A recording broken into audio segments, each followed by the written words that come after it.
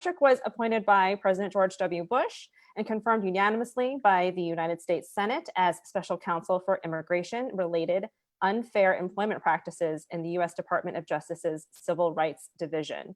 And we are excited to have him because one of his quotes is, "The reason I find immigration interesting and why I think it's significant is that it impacts so many different aspects of the economy of humanity." And so we're excited to have him today. Joining us as our moderator is Peter Young. He has an impressive public service career, serving as a former Assistant U.S. Attorney in the Eastern Division of Virginia's U.S. Attorney's Office, Assistant Attorney General in the New York Attorney General's Office, and Chief Counsel to U.S. Senator Dianne Feinstein on the U.S. Senate Committee on the Judiciary. So let's welcome them both, and thank you so much for joining us today. Thank you so much, Madeline. As Madeline mentioned, my name is Peter Hyun. I'm a law partner at Wiley, a Washington, D.C. law firm, and I'm just honored and thrilled to moderate this discussion with Patrick Shen. The first time I met Patrick was a couple of years ago, and I was struck by two things. First, the beautiful shape of his shaved head, and second was his humility and his approachability. We had a great conversation talking about life and law practice, and it was only towards the end of our conversation that I learned of his distinguished career. What is that career? Madeline spoke of it a little bit, but Patrick is currently a partner with Fragomen's Government Strategies and Compliance Group. He was confirmed unanimously, as Madeline mentioned, by the United States Senate in 2007 as Special Counsel for Immigration-related unfair employment practices. He previously served on the Senate Judiciary Committee, was a trial attorney at the Justice Department, and at the U.S. Attorney's Office for the Eastern District of New York. He was an adjunct law professor at American University, and he's also volunteered with his local fire department since immediately after September 11th of 2001. Patrick, for those of you who don't know this was also a sports reporter in Taiwan before law school. Now, with that said, for those out there who are unfamiliar with your story, Patrick, could you tell us how you started in your career and what brought you into public service? Peter, thank you. Madeline, thank you as well. First of all, I really want to thank APAICS for giving me this opportunity. And if I can just interject a little bit here, I agree with Madeline that, Peter, you do have an impressive career. And I think if there's any mistake made here, I think the table should be turned. I should be the one interviewing you as the leader in the community. So thank you for being so gracious and for this opportunity. How did I get started? Well, I graduated law school in 1994, and I had a chance to join the Justice Department through the Attorney General's Honors Program. And my first assignment was clerking for the U.S. Immigration Court. And that was in Denver. And I never left the immigration field after that. As you mentioned already, I spent time in the U.S. Attorney's Office in Brooklyn, New York, was the main justice. And in 2003, this was the beginning of the 108th Congress. I went to work for the Senate Judiciary Committee under Chairman Orrin Hatch as the committee's Chief Immigration Counsel, again, in the immigration field. And I left civil service and became a political appointee and during George W. Bush's first term as the first policy and planning director for ICE and what was then a newly created Homeland Security Department. And then after two stints, a short stint, my first of two stints, excuse me, with the law firm that I'm with right now, I went back for a Senate confirmed position. I thought that was just an honor that I could not pass up. I stayed there through the 2008 election. Thanks for that run through of your history. Could I ask why immigration? What was it about that specific discipline, that area of law and policy that drew you to that field?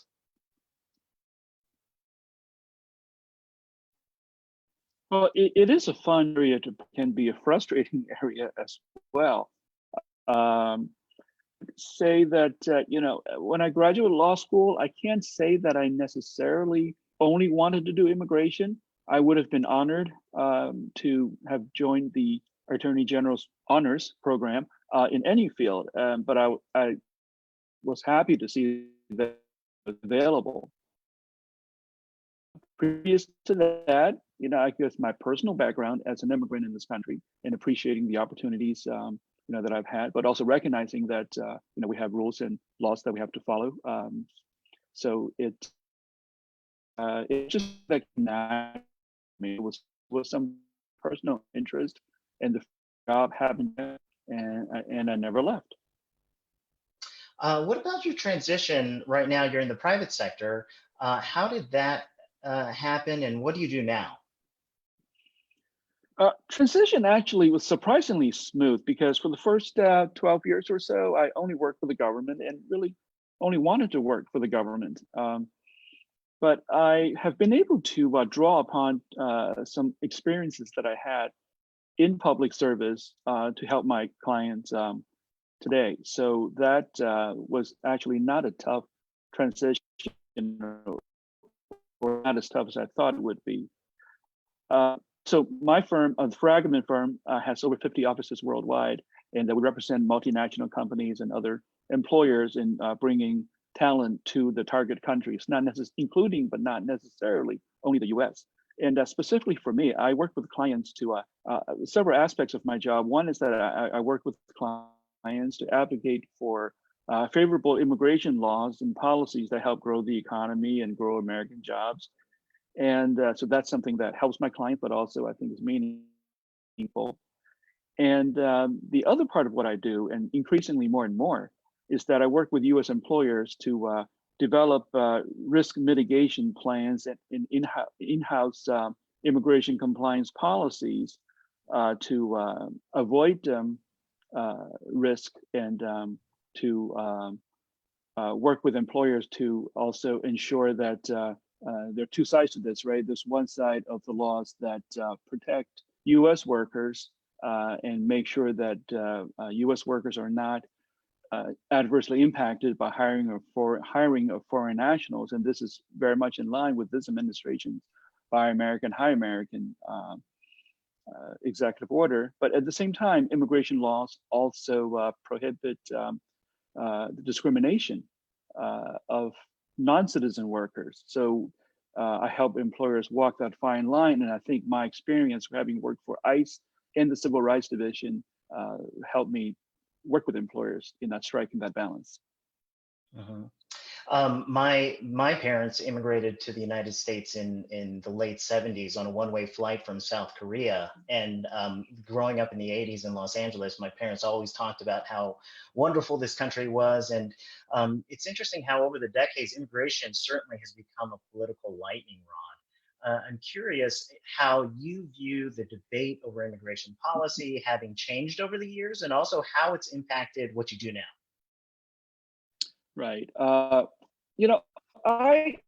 wish people would stop thinking about immigration policy as letting people in or kicking people out, right? Sound U.S. immigration policy really should be doing what's best for the country. So, for example, when you bring the right talent to the country that grows jobs and grows the economy, that's a good thing. If there are people here that want to do us harm, and we need to remove them from our country, that's also the right policy. And when I say doing what's right for the country, it includes our economic benefit, but it doesn't have to be. So for example, if we unite immediate family members, that's a good thing for the country. If we grant refuge to legitimate refugees, that's a positive as well. So there are different ways where immigration can make our country and enrich all of our lives. A big part of that is in my day job, where I help companies move the right people to the country so they can, grow their business and grow jobs locally. But I think it's also important that we are better off morally when we have policies that balance enforcement with humanitarian concerns. And switching gears here and more talking about some of your personal experiences getting into the public service. While you were in government, if you could sort of rewind here, and as a young lawyer, I'm curious, were there many in the legal profession who looked like you or who shared similar background as you? Well, Peter, first of all, coming from you, that question's really apropos, because I never really met anybody who really looked like me until I met you. So, so the short answer is no. When I was a young lawyer, and you were, of course, even much younger, I did not see anybody that looked like me, either exactly like me, in your case, or other Asian Americans that could, offer some mutual support and be someone that I can bounce ideas with or share with. There was, by the time I came along in 1994, it wasn't unheard of, right? In many places I worked, there were other Asian lawyers, but not as many as we have now. And more than once, whenever a new person comes to the office or I move to a new office, I would inevitably be confused with the IT department manager, which again, not a bad thing. But it took people a while, of course, to get used to the idea that Asians can do more than just science and technology. I wish I could have had more mentors that shared my experience. But at the same time, I also want to emphasize how, throughout the last 26 years of being in the law community, I've had many mentors who did not look like me, but who nonetheless were there to mentor me, to guide me, and to help me along to wherever I am now. They helped me get here, and I think that's a testament to how great this country is, right? That yes, it would be great. I would have loved to have more Asian American mentors, and for that reason, I really appreciate organizations like APAICS who can be there to provide that kind of a network and mutual support. And I do make myself available to any young lawyer or young law student who want to seek some guidance, if only regarding what not to do. But I also have to be very grateful for this country and for the people that did not look like me, who nonetheless helped me along, and notwithstanding our differences in background. Hmm. So on that topic, actually, on mentorship, could you actually speak to some of those relationships and how they formed over the years as a young lawyer trying to navigate your way? Mm-hmm. Well, if you're talking about just relationship with colleagues and with even opposing counsel, I would say the main thing is to learn to disagree without being disagreeable, right? And I think nowhere has that been more evident when I worked on Capitol Hill. And over the years, I think I've formed relationships and friendships with people across party lines. It doesn't mean that we don't stand on any principle. You can be principled without being difficult. And I think if there's any lesson that I learned and anything that has been most helpful to me was that when you respect one another's views, even in working out your differences, you actually create more mutual respect, and that you don't do it for selfish reasons, but it will come back and help you. I think, being helpful and available to colleagues when you're a young lawyer is something that's helpful as well, because you want to be remembered as the person that is there to help, and people are more likely to want to help you. And maybe this goes to just a stereotype a little bit. Maybe this goes towards the stereotypical Asian young student or young professional, right? We've always been told by our parents to work harder than everybody else because it is not a level playing field. And I think as a result, we can actually benefit from doing a little bit more because you're known as the person that's going the extra mile.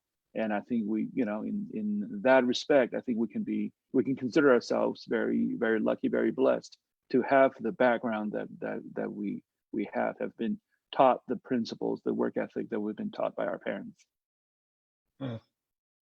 I think at this point that you make is interesting about mentorship and being the type of person who people would want to mentor. And I'm curious with your perspective on that, how that transition then went for you, going from someone who was a career government attorney on the line to then becoming a political appointee. So the biggest difference, well, a couple of major differences. One is that on the positive side, I think this is generally true, right? That when you serve in a political appointment, you're more likely to be in a position where you can influence policy. And so that results in greater job satisfaction, because you know that every day that you're getting out of bed and going to work, you're making a difference, and hopefully a positive difference. And but even when I was a line attorney in the Justice Department, I felt like I made a difference as well, because excuse me, in the cases that I worked on, I was able to make a difference and do the right thing in that case. So you can always make a difference, but I think it's in the political that, right, if you consider that a downside, I don't know if it is, it's just the reality is that when I left, what was it, about 11 and a half or so years of career service to become an appointee, you lose all that job security. And you also have to manage people and components, agencies, where the people that report to you have more job security than you. And that takes a skill to manage that dynamic as well. How do you get people to support you as their leader when they have more security than you do? And so that's the caveat to all the good parts of being a political appointee. Yeah. It's interesting how you kind of talk about your trajectory, at least outwardly, being appointed into a political appointed position. I wonder how psychologically and internally you were able to grapple with making that transition for your own self between being someone like a worker or a line person to a quote unquote leader, and how you saw that own growth in your own personal journey. Yeah, as I think about that one, I have to really honestly ask myself, did I really feel like I was the most qualified person for each of my 2 political appointments? And I have to honestly say the answer was no. No, I never had an illusion that I was the best person out there. I took the jobs in good faith that I could do the job and do a good job. I think in that process of taking on those responsibilities, I was able to learn from the job, and I became better as I went along, better at having a grasp of the substance, but also better at managing and working with people. I think what really helped tremendously was my ability to work with career officials, career staff that report to you, but really that have been there at the job much longer and frankly have more technical understanding of the jobs than I did. And making your career staff feel like their views and opinions were valued, I think was a big part in being able to learn from them and have them support you. But it was a learning process. It really was. I think if I could describe how I felt, did I feel inadequate? Not to the point of taking the job in good faith, thinking I should have never had this. But I absolutely knew going in that I had a lot to learn. We have a question actually from the audience right now. For an aspiring Great. college-age population of APIs, what advice can you give towards students who want to pursue a career in public service?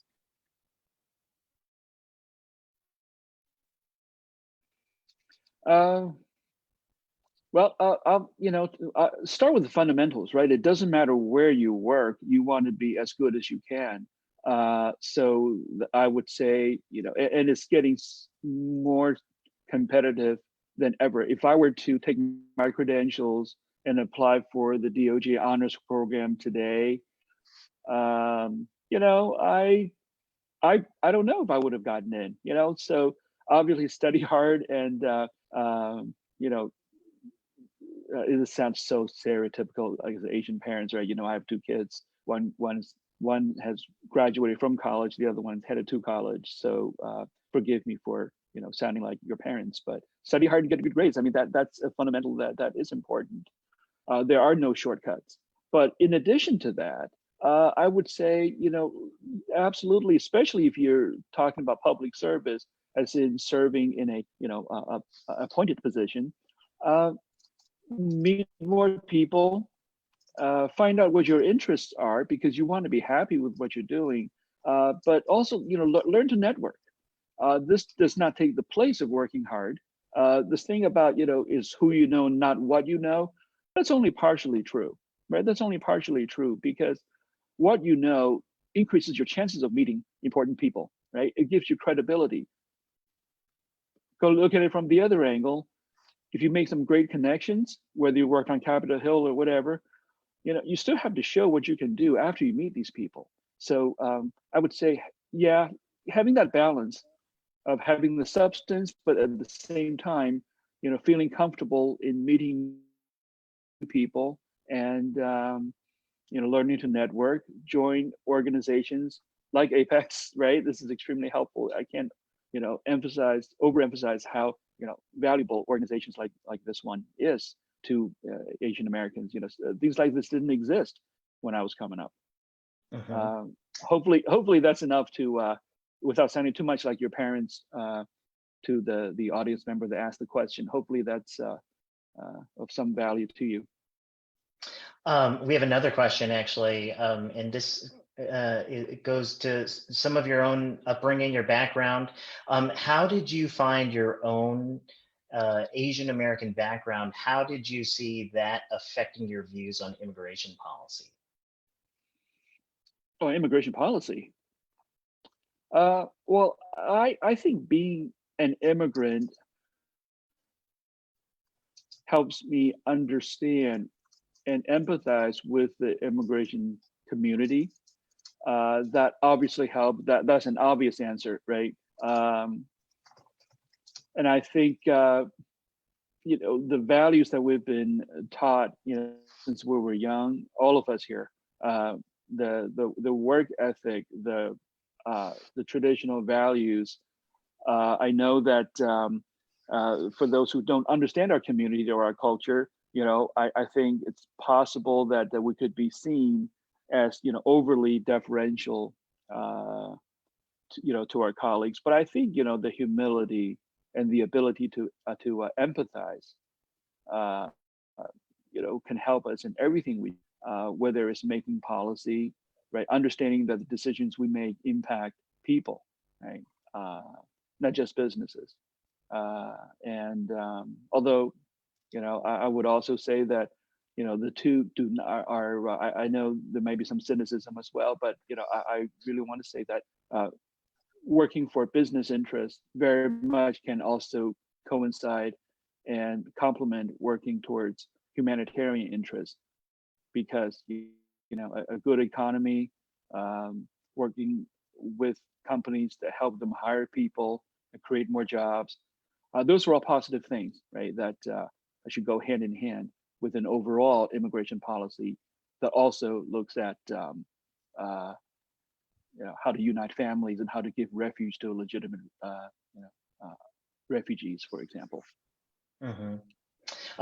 Some of the themes that we've been talking about are leadership, your own transition, and if you could maybe talk briefly about your Senate confirmation process, and also talk about what it means to be a resilient leader, and we'll close it there. Okay, sure. So with the Senate confirmation process, you just need to learn to be patient.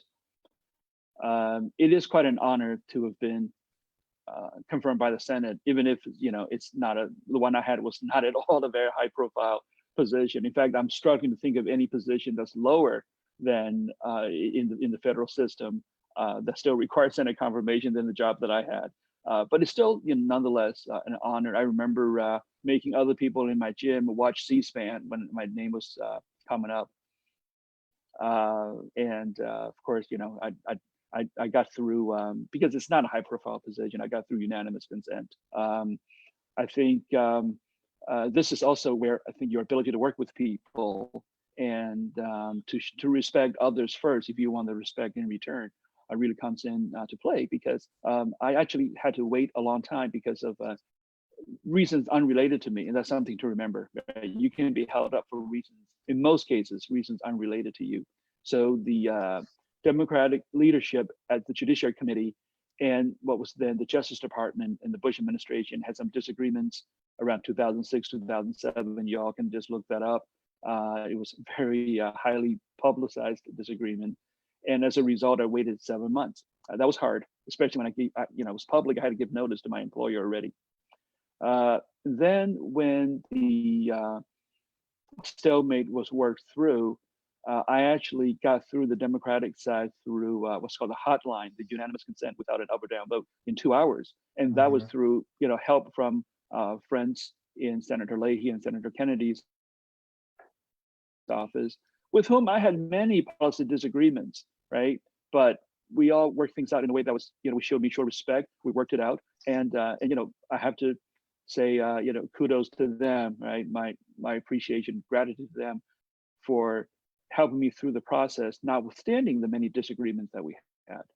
So, I think your ability to work with people, it all comes back. How you treat other people will come back to you. What does it mean? What's your other question? What does it mean to be a resilient leader? Yeah. I have to say, I was never put through any test, anything like what we're seeing today. Okay, and my thoughts and prayer goes to every one of you and your families. So I can't say that I was ever put through, that kind of a rigorous test.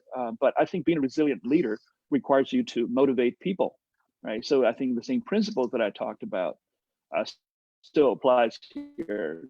Just I was never pushed to that, but people have to be able to trust you. They have to know that you're on step up their game to work with you, and the greater the adversity, I think, the more important that is. But in times of relative peace, which is basically what I experienced in my 2 stints as an appointee, I think even then, you need the people to work with you, and starting out by showing them respect is an important first step.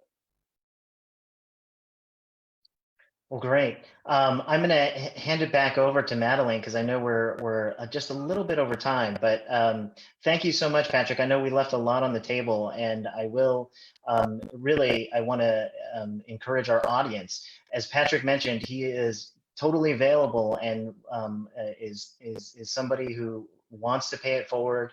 And to the extent that you want to reach out to him individually, please do so. You could probably find him on his website, and I think it'll be on the APAICS site as well, his contact information. But thank you so much, Patrick. This was a lot of fun. Well, thank you all very much as well. And Peter, again, I look forward to the day when I can be turn the table to interview you and hear about all the great things that you've done. Well, thank you to you both. We really greatly appreciate all of the insight that you've shared, Patrick, Peter. Thank you for all of the service that you have done in your careers for our community and the overall general public. So just to conclude for today, thank you to our audience for tuning in. Next week on May 14th at 12:30 p.m. Eastern, we are honored to have Judge Jill Aiko Otake, U.S. District Court for the District of Hawaii, joining us for our next APAICS in Conversation, and a special edition on May 20th with members of KPAC. So we will have a variety of Congressional Asian Pacific American Caucus members joining us for a special edition, probably 2.5 hours of rotating congressional members through this time period. So we hope that you'll sign up for that once we get the link up for you to RSVP. We look forward to seeing you the next time. So remember to RSVP for our May 14th edition next. Thank you so much. Have a great afternoon.